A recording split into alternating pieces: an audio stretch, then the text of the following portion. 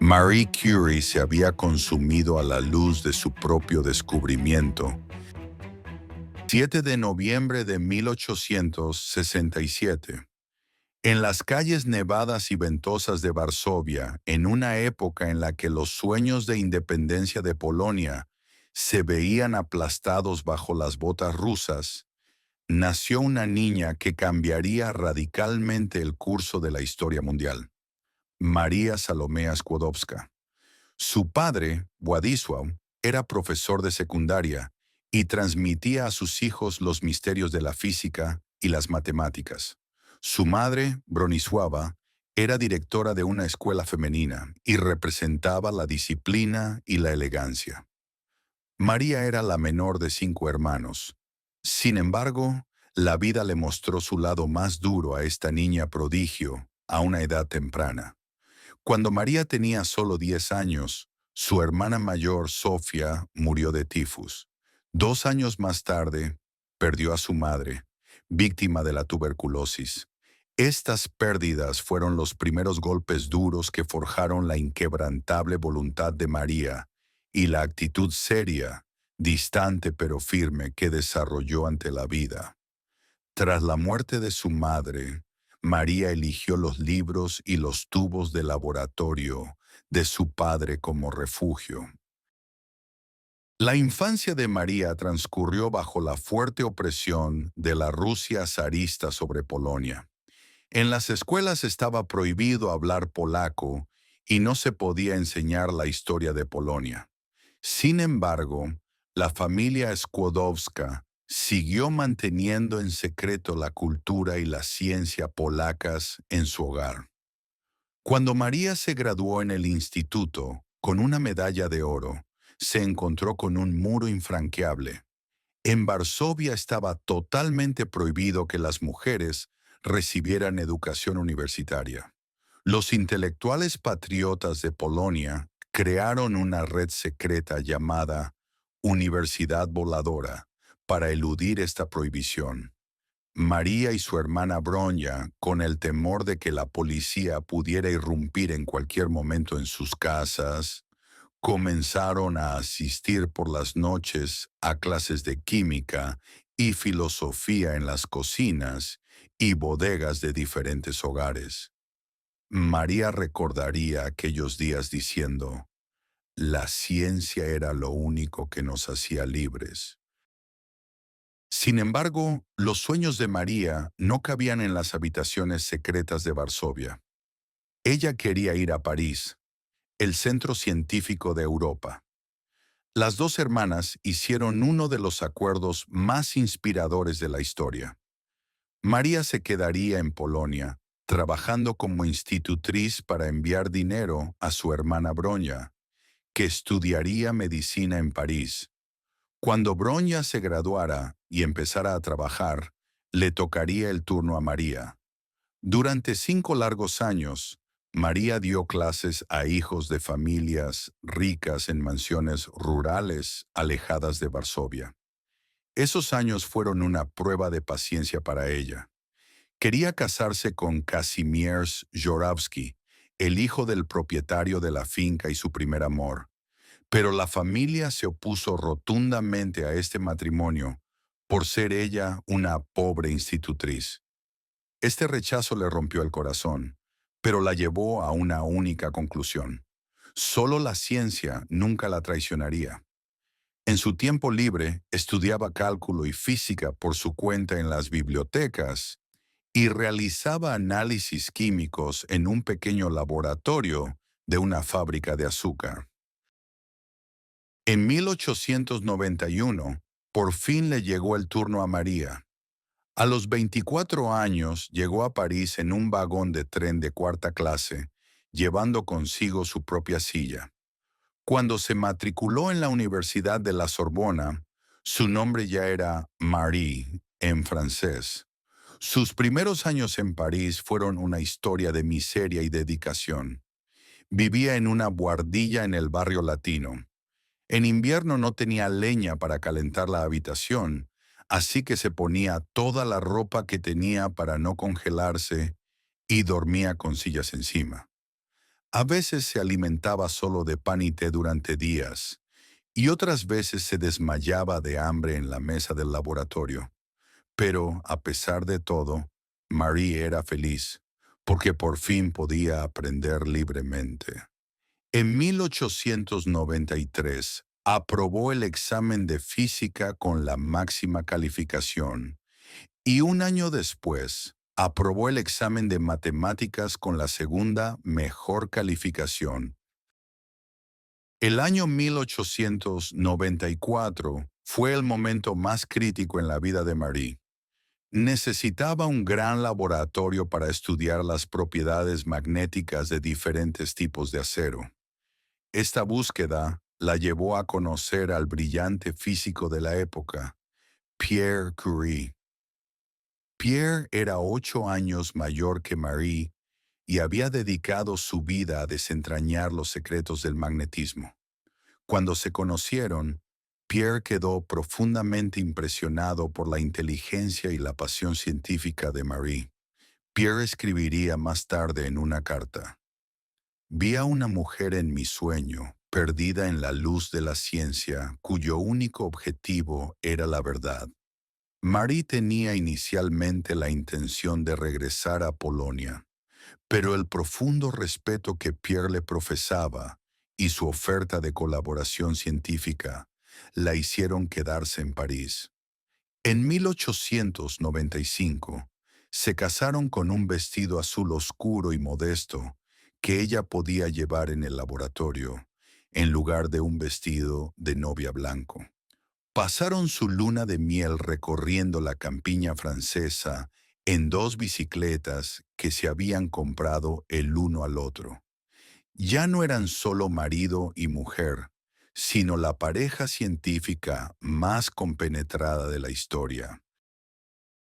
En 1896, Henri Becquerel descubrió por casualidad que las sales de uranio emitían radiación de forma espontánea, sin necesidad de ningún estímulo externo. Este misterioso fenómeno se convirtió en el tema de la tesis doctoral de Marie. En aquella época se creía que el átomo era un todo indivisible. Marie comenzó a medir estos rayos utilizando el sensible electrómetro piezoeléctrico de cuarzo inventado por Pierre. Aquí entró en juego la genialidad de Marie, quien sugirió que esta radiación no era una reacción química, sino una propiedad derivada directamente de la estructura interna del átomo. Esto causó un gran impacto en el mundo de la física. Marie denominó a este fenómeno radiactividad. Marie, mientras examinaba el mineral de uranio Peck Blend, se dio cuenta de que este mineral emitía una radiación mucho más potente que el uranio puro. Esta situación, que parecía matemáticamente imposible, solo podía significar una cosa para Marie. Dentro del Peck Blend se escondía un nuevo elemento aún por descubrir, mucho más activo que el uranio. Pierre dejó sus propios trabajos para unirse al emocionante descubrimiento de su esposa. La pareja comenzó a trabajar en las peores condiciones que les ofrecía la Sorbona. El lugar al que llamaban laboratorio era una barraca en la que antes los estudiantes de medicina diseccionaban cadáveres, con goteras en el techo, sin ventilación, calurosa como un baño turco en verano y fría como un glaciar en invierno. Durante 4 años enteros, hirvieron toneladas del pesado mineral Peck Blend en enormes calderas de hierro. Marie, envuelta en humo y olor a ácido, removió esas calderas durante horas con varas de hierro más grandes que ella. No solo era un trabajo mental, sino también un trabajo físico muy duro. En julio de 1898, con nostalgia por su patria, bautizaron el primer elemento que descubrieron con el nombre de polonio. En diciembre de ese mismo año, descubrieron el radio. Sin embargo, obtener estos elementos en estado puro era casi un milagro. Después de procesar 8 toneladas de mineral, en 1902 solo pudieron obtener una décima parte de un gramo de cloruro de radio puro. La luz azul que emitía este pequeño fragmento de cristal en la oscuridad fue la recompensa por sus 4 años de noches sin dormir y manos lesionadas. El año 1903 fue un año de triunfos y pruebas para la familia Curie. Marie se convirtió en la primera mujer en obtener un doctorado en ciencias naturales en Francia. Ese mismo año, junto con Henri Becquerel y Pierre Curie, fue galardonada con el Premio Nobel de Física. En realidad, el Comité del Nobel solo quería otorgar el premio a Pierre y Becquerel. Cuando Pierre se enteró de esta injusticia, escribió una dura carta al comité. Si no se reconoce la contribución de Marie, rechazaré el premio. El comité dio marcha atrás y Marie pasó a la historia como la primera mujer en recibir el Nobel. Sin embargo, los Curie no pudieron asistir a la ceremonia de entrega de premios, ya que ambos estaban muy cansados y enfermos por los efectos desconocidos de la radiación en aquella época. En medio de sus éxitos, en 1906, el mundo de Marie se derrumbó. Pierre Curie perdió la vida al ser atropellado por un pesado carro tirado por caballos mientras cruzaba una calle en una lluviosa mañana parisina.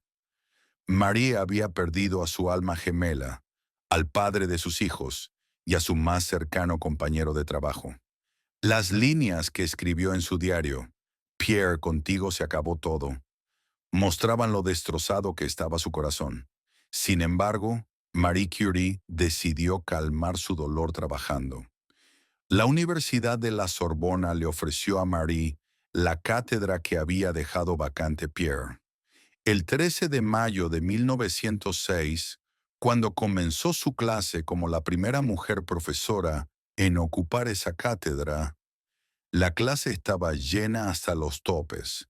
Marie, sin hacer ninguna introducción emocional, comenzó directamente con la clase de física. Retomando el trabajo de Pierre, encontró consuelo en la imparcialidad de las matemáticas y la física. El año 1911 fue otro año tormentoso para Marie. Su breve relación con Paul Langevin, antiguo alumno de Pierre, fue presentada por la prensa francesa de la época como la destrucción de una familia francesa por una mujer extranjera. Marie fue apedreada e insultada por multitudes enfurecidas que se congregaron frente a su casa.